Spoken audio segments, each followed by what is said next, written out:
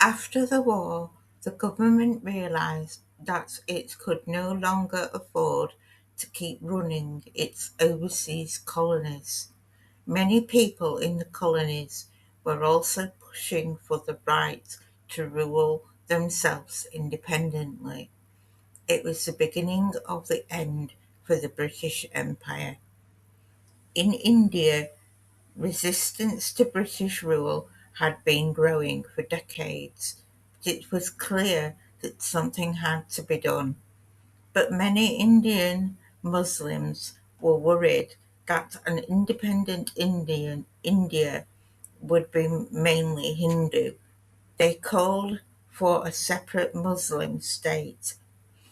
In 1947, India was granted independence and divided into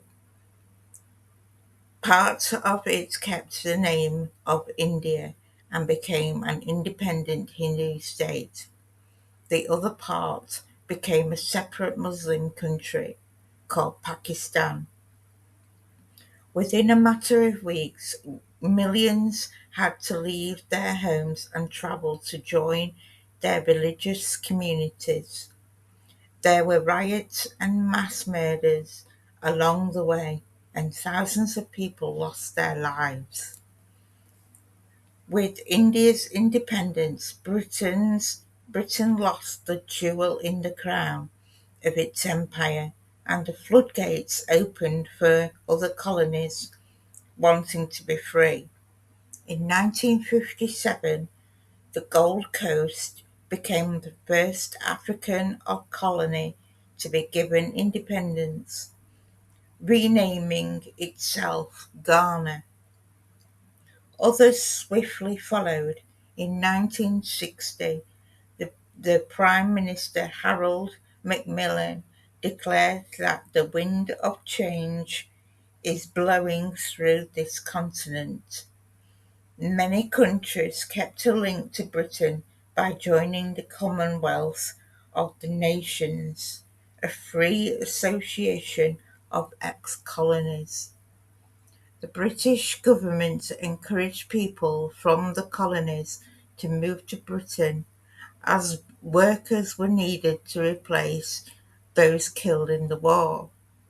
On June the 22nd, 1948, the ship Empire Windrush arrived at Tilbury Docks in London, bringing nearly 500 Jamaicans to a new life in Britain. Immigrants later followed in from the rest of the Caribbean, Africa and Asia. Although in the 50s immigrants still made up only a tiny portion of the population, it was the beginning of a more multicultural Britain. But many people were prejudiced against the immigrants. Some were suspicious of people of a different race, while those feared they would lose their jobs to newcomers. Many immigrants were skilled workers, such as doctors or scientists, but they often had trouble finding work because of prejudice against them.